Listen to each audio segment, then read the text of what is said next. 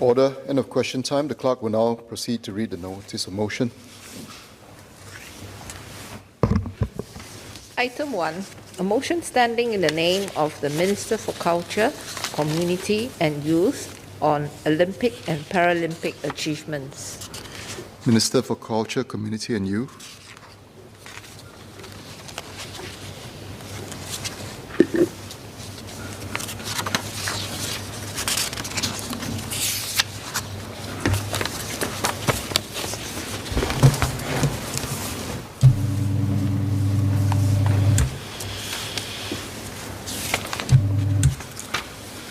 Mr. Speaker, I beg to move that this House congratulates our Team Singapore Olympians and Paralympians, in particular Ms. Yip Ping Siu, our 5-time Paralympic gold medalist, for their achievements at the 2020 Tokyo Olympic and Paralympic Games.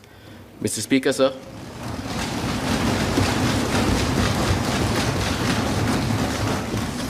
We welcome our Team SG athletes who are seated in chamber today. After a year of uncertainty and delays, we fielded our Team Singapore Olympians and Paralympians in Tokyo 2020 to compete with the world's best, to represent Singapore at the highest sporting showcase. We sent a total of 23 athletes across 12 sports to the Olympics, 10 athletes across 6 sports to the Paralympics. Our athletes came home victorious with 2 gold medals, 5 national records, alongside numerous personal bests and many other personal, inspiring stories. But beyond these tangible achievements, our athletes returned to Singapore, returned to a Singapore uplifted by their sportsmanship, touched by their own moments of vulnerability, and above all, inspired by the dogged pursuit of excellence as they fought tooth and nail to put Singapore on the international sporting arena. Together with President of the Singapore National Olympic Council and Speaker Mr. Tan Chuan Jin, and Chairperson of the Singapore National Paralympic Council, Dr. Teo Koh Sok Myang, and our chefs de mission, I had the privilege of supporting and cheering on our Olympians and Paralympians from the sidelines and from the stands in Tokyo. So I wish to take this opportunity to share some snippets with this House, not just of the Games itself, but also of the challenges which our athletes faced in the lead-up, the run-up, that was disrupted by the global pandemic. Sir, I will also reaffirm our government's commitment to supporting and enhancing sports in Singapore, and to support Singaporeans at every level, from grassroots participation through to the very pinnacle of elite sporting achievement. Let me start with the Olympics. Our Olympians competed on the world's biggest sporting stage against the very best athletes in the world, competing for the highest honours. To compete at this level requires years, if not decades, of dedication and discipline, hard work and sacrifice, and meticulous, thoughtful, careful planning. Even then, there are no guarantees of success. Often, uncontrollable factors like injuries, strokes of luck, misfortune come into play. And as we witness a pandemic intervene at the cruelest of times, just as our athletes began their work on the final lap to peak for the Tokyo 2020 Olympics. The pandemic had severely curtailed our athletes' training plans, decimated opportunities for travel, either for qualification or to hone their sporting instincts at other competitions to keep them primed and match sharp. But our athletes adjusted, adapted, they fought hard to reach their peaks again after the postponement of the Games in July 2020. We all heard how Joanne Poh went from sculling back to nursing, serving the front line in the battle against COVID-19, before taking time out again to trial and then qualify for the Olympics. Many of our athletes made adjustments themselves. Caroline Chiu, Amita Berthia, and Tan Zhen trained overseas and went directly to Tokyo. Some others, like Cecilia, Kimberly, and Ryan in sailing, chose to leave their home comforts months before Tokyo 2020, stayed on the road so as to continue training in suitable conditions with the winds and the waves without having the downtime of quarantine and isolation. Despite these challenges, Team Singapore made history at these Games. For the first time, we had athletes represented in equestrian, marathon swimming, and diving. And of our 23 athlete-strong contingent, 17 were Olympic debutants. These are very encouraging figures and a testament to the growth and potential of high-performance sport in Singapore. Beyond representation at the Olympics, the results that our 23 Team Singapore athletes also made us proud. I'm sure that many in this house would have caught a glimpse of Team Singapore in action on screen, on MeWatch. But allow me to share some highlights as an observer in the stands. We had 2 Olympic badminton debutants who did us very proud. Yeo Jia-min was a match away from the knockout rounds. She was up against a much higher-ranked Korean opponent. She lost that match. I know she was disappointed, but the pain of defeat will spur her on even more. Loh Kian Yew came up against the reigning Asian Games champion, world number 7, Jonathan Christie, for a place in the knockout round. Kian Yew rose to the occasion and pushed his much-favoured opponent right to the brink. There was really nothing to choose in the end between Kian Yew and the Asian Games champion. And I'm sure Kian Yew will be back on the court much stronger. In fact, when I spoke with him shortly after he lost that match and asked him about his plans, he gave me his customary white, cherubic grin and said, of course, Paris 2024. And true to form, he came home after Tokyo, dusted down, and went back straight away on the road to train. He's not here today because he's today training in Europe, and I was just told a moment ago that Jia-min will be joining him shortly. Can you send me a message over the weekend and ask me to thank Parliament on his behalf for the honour of the recognition today, and assures us all that he is training hard for his next goal. In table tennis, many of us would have seen Meng Yi battle hard, fought hard, despite having an old injury flare up at the most unfortunate of times. Meng Yi had about the toughest draw possible. In her inspired run to 4th place at the Olympics, she was drawn against 4 of the world's top 10 ranked table tennis players. She beat 2 of them along the way. Meng Yi may have missed the medal, but I think we all saw for ourselves her dedication, her grit, and her fighting spirit against the world's best players. The women's team, along with Feng Tianwei and Lin Ye, had a tough draw, meeting world number 1 China along the way before losing out. Our sailors too had a very good outing. Kimberly and Cecilia made history as the first Singaporeans to ever compete in an Olympics medal race for sailing, and they overcame great odds in all 12 of their races in the women's 49ers FX, navigating not just unpredictable weather, but also racing against much more experienced, well-seasoned teams. They emerged as the top Asian team. In fact, no other Asian team even made it to the top 10 medal race. Our fencers, Amita and Kyria, had a hard but exciting debut. They were pitted against higher-ranked, more experienced opponents, but their agility, their speed, persistence, precision came through. Amita held her own in the opening round against the eventual gold medalist, whilst Kyria showed skill and poise well beyond her years. You could not tell that they were Olympic debutants. Our experienced trio of swimmers, Joseph, Ting Wen, and Cheng Wen, put up a strong fight against a very strong field in swimming. It has been a difficult season for them, and they know that they are judged on very high standards and would be the first to admit that they are capable of much better. But they have mettle, and they will bounce back, I'm sure, in the next competition. Let me turn now to speak about our Paralympians. They have been an inspiration to all of us. Many of you would have watched them on the channels. They showed us what it means to defy the odds and not be defined or constrained by physical limitations. I spoke earlier about how the pandemic was disruptive to training and competition plans, but the impact of the pandemic to our Paralympians was perhaps far greater. While some could go online for training and instruction, this was not as easy for those who are visually impaired when they were confronted with new modalities to get instruction and to do training. But despite these challenges, I heard no excuses from them when I dropped in from time to time over the last few months on their training. They just had an unwavering desire to get on with it, put their shoulders to the grind, and focus on doing Singapore and Singaporeans proud at the Paralympics. Let me share a few stories from our Paralympic contingent. Our debutant tandem cyclist, Steve, and his competition partner, Ki Ming, they clocked 2 personal bests in the men's B 1,000 meters time trial and the 400 meters individual pursuit. But what's even more amazing is that both had suffered a crash just days before their event. Their front tire had burst and it collapsed on the road at great speed. Bruised, battered, but not beaten. Thereafter turned in superb timings and achieved those 2 personal bests. Steve is here in the house today in his distinctive bright red hair. If he looks familiar to all of you, it's because in 2015, Steve was the captain of the 5-a-side football team in the ASEAN Para Games. He is truly an inspiring sportsman. Our contingent flag bearer, Deroy Nodin, he left his mark on the field, quite literally. He threw 9.85 meters and then 9.92 meters in the men's F40 shot put final. He shattered the national record on both occasions. It's tough enough to break one national record. He did it twice, the same event, and he broke his own national record. Our equestrian team, Max, Gemma, and Laurentia, put in some stirring performances. It really warmed me to see them compete with a smile writ large across their face. Laurentia and her horse, Benestro, came in 5th in the individual freestyle test finals.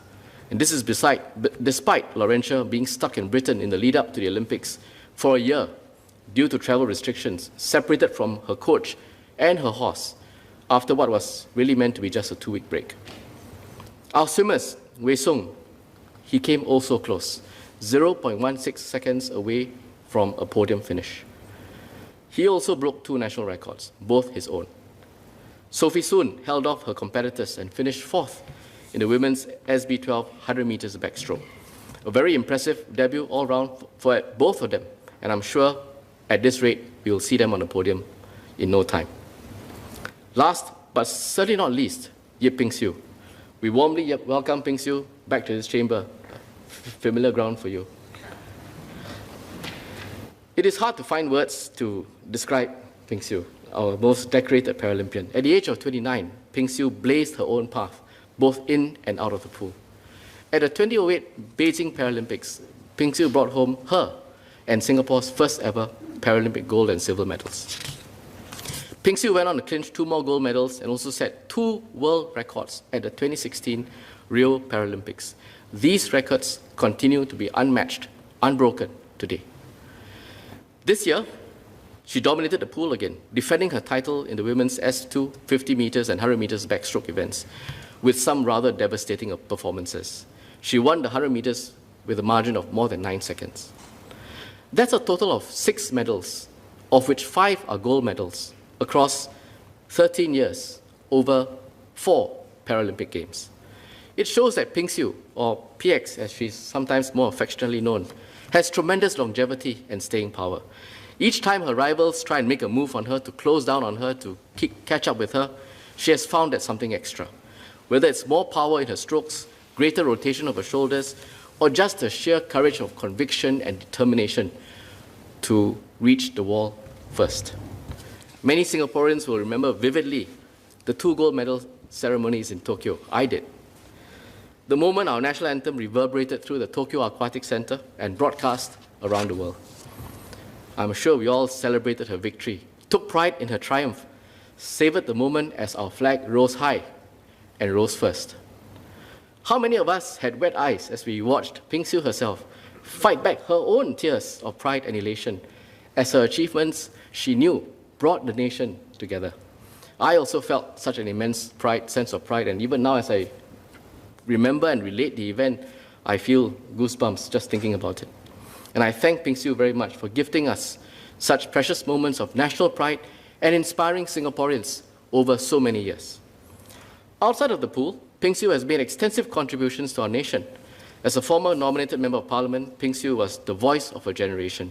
She was a passionate advocate on issues such as sports and inclusion, and spoke out articulately against campus sexual violence and workplace harassment. Today, she continues to impact the lives of many through her service and contributions on the Purple Parade's Working Committee, Singapore Disability Sports Council Executive Committee, the World Para Swimming High Support Needs Group, the National Youth Council, and the Safe Sport Task Group. These are not just names of committees that we rattle off to Ping Siu. She herself uses each as an opportunity and a platform to make positive and enduring changes to our society. In 2008, Ping Siu was awarded the Meritorious Service Medal for her accomplishments at the 2008 Beijing Olympics. But Ping Siu, your trophy cabinet must be packed by now. But I hope and I think you can find space for one more way in which we can honor and recognize you. Your innate quality to inspire Singaporeans, your consistency in sporting achievement at the absolutely highest level, your contributions in so many areas away from sport, and your own quiet, unassuming personality, which I know hides a deep personal conviction to be a positive change maker. Each already amazing in its own right, and I'm sure members will agree with me. But taken together, you and your achievements have really served to unite us as Singaporeans and inspire us deeply. My Cabinet colleagues and I discussed how we could appropriately recognize Ping Siu's achievements. I'm very happy to announce that we intend to create a new President's Award for Inspiring Achievement and to make the inaugural presentation of this award to Ping Siu. President Halimah Yacob has agreed to this proposal.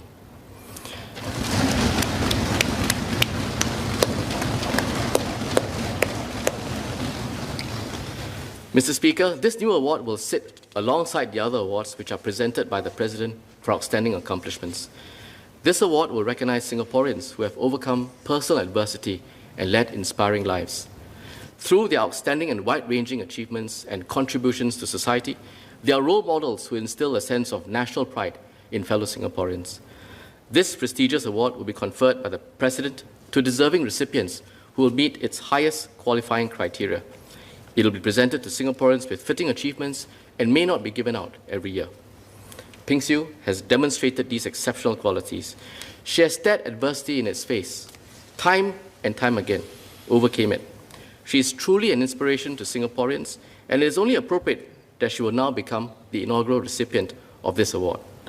I'm certain that she will trailblaze a path for many more to follow in her footsteps, and I believe that this is precisely what will give Ping Siu her biggest satisfaction, to see other Singaporeans rise above adversity, take on challenges, and be themselves the positive change makers. So on behalf of the House, let me offer my warmest and deepest congratulations to Ping Siu, as well as to all our Olympians and Paralympians.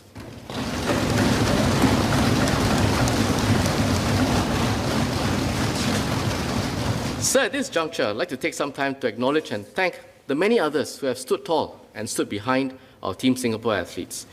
You have given your unstinting, selfless support to our athletes.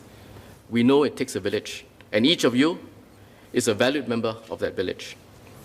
First, I thank the families, caregivers, and friends of Team Singapore athletes. They are the unseen and often unsung heroes whose enduring love, sacrifice, belief give our athletes the courage and strength and the platform to turn aspiration into reality. Second, I'm very grateful to the coaches of our athletes, the various national sports associations, the NSAs, National Disability Sports Associations, NDSAs, as well as the Singapore Disability Sport Council, SDSC, for believing in the power of the possible in our athletes and being there for them every step of the way, supporting them on their journey in every training and in every competition. We recognize their collective efforts in grooming our sportspersons into the world-class athletes that they are today. From the tangible work of providing the best training environment, the best training instruction, to the intangible value of being mentors and role models that our athletes can look up to. Third, I'd like to extend our thanks to the Singapore National Olympic Council, SNOC, and Singapore National Paralympic Council, SNPC, as well as our chefs de mission for the Olympics and Paralympics, Dr. Ben Tan and Ms. Shirley Loh, who are both here, for leading our contingent of athletes to Tokyo and bringing them home safely and soundly. Both of them were completely invested in our team, and their presence and leadership made a significant difference. Finally, my appreciation goes out to the Singapore Sport Institute, SSI, and the National Youth Sport Institute, NYSI. Their work is often unseen and underrated as well, but it has been a key ingredient to our high-performance sports ecosystem, and a real value add when milliseconds or mere millimeters can make all the difference. Working alongside other partners in the sports ecosystem, SSI and NYSI put the athlete at the center of what they do, supporting them in a variety of ways. And this includes sports medicine, sports science, physiotherapy, nutrition, and also psychological support before, during, and after the Games, so that our athletes can be single-minded and focused on giving of their best in dealing with the competition. Take, for example, SSI's biomechanist, Marcel Rossi. Marcel supported our para-swimmers in Tokyo. He would take a video of them at each race and analyze their every motion, every stroke. And then on that basis, guide them to make real-time adjustments between the heats in the morning and the finals in the evening to optimize performance for the next race.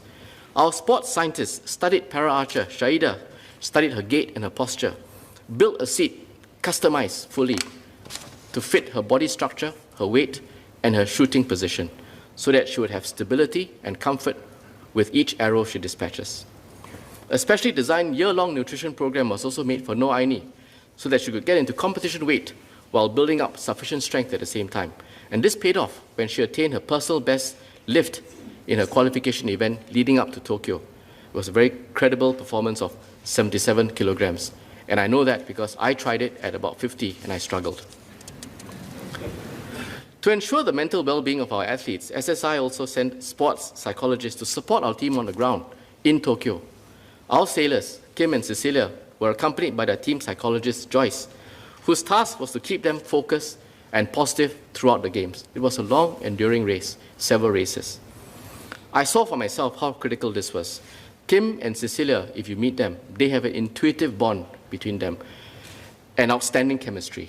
And when you're out at sea, battling the winds, the waves, your opponents for a few hours, this can make all the difference. So, Mr. Speaker, at this juncture, let me reiterate the government's commitment to supporting and enhancing sports for all, both in growing the base so that we can have more active participants and more athletes in the grassroots, and in supporting our elite athletes as they chase success on the podium at the world's best international events. The government invests about 70 million annually into the HPS system, high performance system. But it is not just about financial commitment. At the heart of it all, MCCY's commitment in both active grassroots sports participation and also HPS is rooted in our fundamental belief that we must give every aspiration the best possible chance of being turned into a reality. For every individual, the opportunity to harness their own talents and chase their own dreams. And I stress the word individual because no two athletes are alike, even on team sports. The smallest detail and differentiating factor can matter a lot. And our athlete support structure needs to be personalized and adaptable as such. Members could see from some of the examples I outlined earlier how we approach each elite athlete uniquely, differently, and how we support them with differentiated, curated support. We will also continue to work with our sports stakeholders in our ecosystem, from our schools to NSAs, SNOC, SNPC, ActiveSG, as well as the private academies and clubs, working together to build a strong, cohesive, vibrant sporting culture in Singapore. For us to achieve sporting success on the international stage, we will need a single-minded desire and pursuit to excel, and a unity of purpose amongst all our stakeholders coming on board, pulling together in the same direction, and making sure that we produce the best that we can at many more of these international elite events. Mr. Speaker, allow me to speak now on disability sports, its significance, its tremendous value to society, its growth over the years, and the efforts which MCCY and our partners will continue to take to nurture its development in Singapore. Sir, sports has the unique ability to transcend some of the everyday barriers that we might come across in daily living, be it linguistic, cultural, and perhaps even in social acceptance. This applies to many of us, I'm sure, but perhaps more so for persons with disabilities. Sport can help reduce the stigma and discrimination which is sometimes associated with disability. Because through sport, community attitudes can be transformed. And in sports, we see more of the skills and achievement, and correspondingly see each individual more for their abilities instead. In turn, sports can also transform the person with disability in an equally profound way by empowering persons with disabilities, filling them with self-belief and confidence to level their playing field, to help them gain a higher degree of independence and help them realize their full potential. Through participation in sports, they are empowered to improve their own quality of life, stay healthy, be strong, be confident, independent, contributing members of society. It also promotes inclusivity, and I found that the pool, the tandem bike, or the horse can really be such a great leveler. For Wei Sung and Sophie, being in the pool meant that they are like any other swimmer. Their disabilities are no longer an obstacle to sport participation. And that was how they started on their journey. And today, they are full-fledged Paralympians, just a whisker away from being on the podium in Tokyo. Gemma, who is also here today, took up horse riding when she was just 8 as a form of hippotherapy to help her with her balance and coordination. She enjoyed it tremendously. Gemma has said before that while she is unable to run, being on a horse gives her an opportunity to ride while it trots, to feel like she is running. And it gives her the freedom of movement which she would otherwise not be able to experience. So just being in the sport alone has helped her and others look past their disability. In fact, it has given Gemma an added ability to do great things, feel self-confident, build and boost her own self-esteem. Wei Sung, Sophie and Gemma's stories, and the stories of so many others who have journeyed on this similar path, is a testament to the value which disability sport has in Singapore, playing such a pivotal part to building inclusivity in society. And it's not just about elite sport performance, but really about what mere participation the difference that mere participation can make. We must therefore do all we can to make disability sports more accessible and encourage even more participation. Mr. Speaker, the government knows the value that sport can bring and will continue to put our resources into promoting disability sports. We have stepped up on the support and funding of the entire disability sports ecosystem, including through Sport SG's Sport Cares. The Disability Sport Master Plan places emphasis on grassroots development, encouraging more to take part in sport, lowering the barriers to entry, and enhancing the resources to facilitate participation. We now have 8 inclusive Active SG gyms, and 6 inclusive swimming complexes across the island. These facilities have been retrofitted with equipment like inclusive gym machines and pool wheelchairs to make it far more accessible. And we are on track to make every single Active SG gym an inclusive one by 2026. Beyond financial support and physical infrastructure, the people skills are also important. We must have more who can administer, who can conduct and coach disability sports, because these are the natural multipliers for the sport. To date, 2,800 coaches, educators, volunteers, staff and students are trained to support disability sports in one way or another. We have also established links with the International Paralympic Committee, Special Olympics, educational institutions like Republic Polytechnic, and other partners like KK Hospital, and social service agencies like SG Enable, and the Society for the Physically Disabled to deliver training programs, hold workshops, and outreach programs, so that even more will feel confident that they can lead and teach in disability sports. The SDSC and Special Olympics Singapore have also been a major driving force for disability sports in Singapore. The SDSC has extended its reach to manage and support disability sports programs in 18 sports across the community. And we want to grow this, both in terms of development and also at high-performance elite levels.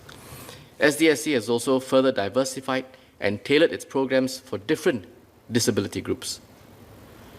The Special Olympics Singapore, in addition, offers 9 sports and 5 athlete-centered initiatives for individuals with intellectual disabilities. Both organizations continue to play an active role in the development of coaches and technical officials, as well as efforts to raise awareness and the standards and participation in disability sports and strengthen Singapore's affinity with Team Singapore athletes with disabilities.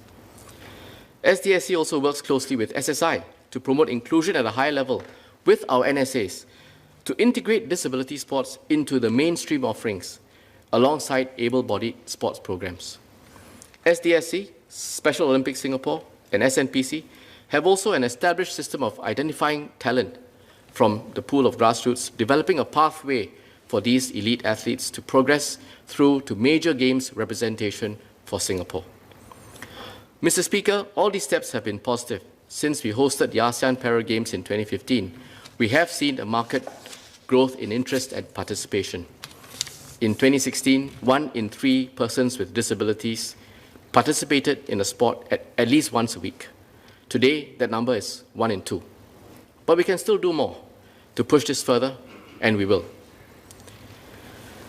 A few members of this House have asked if we can do more to reduce the disparity in cash awards between the Major Games Awards Programme, or MAP, for able-bodied athletes and the Athletes Achievement Awards, or AAA, for para-athletes. The MAP and AAA are private award schemes that are managed by the SNOC and SNPC, respectively. They were started in 1990 and 2002, respectively. And since their inception, these awards have been funded entirely by private sponsors. The award amounts offered under both schemes are raised and determined by the SNOC and SNPC, respectively, along with their sponsors. Individually, the awards under each of the schemes are tiered based on the standard, the size, and the field of competition of each major games. In other words, Olympics, Commonwealth Games, Asian Games, SEA Games. The difference in cash quantums does not reflect how government values our para-athletes vis-à-vis our able-bodied athletes. In our eyes, they are all Team Singapore athletes, and each athlete, able or disabled, has his or her own intrinsic value, which we value, recognize, and appreciate. SNPC is working on enhancing the cash awards for para-athletes in major games. They have already had discussions with a few entities to do so, and I've also discussed these efforts with President of SNPC, Prof. Teo Koh, on several occasions, and will continue to support their engagement with corporate entities and private funders towards this objective. SNPC will announce the outcome of their efforts in due course. Sir, I would add that besides focusing on cash awards for medal finishes by our athletes, it is important, if not more so, for resources to put into growing the base, uplifting the entire disability sporting ecosystem. I've said previously, lowering the barriers to entry, opening up more facilities and programs, enhancing the coaching and training framework, bringing on board more disability sports into the field and realm of SNPC and SDSC, and drive the integration between disability sports and mainstream sports in the NSAs.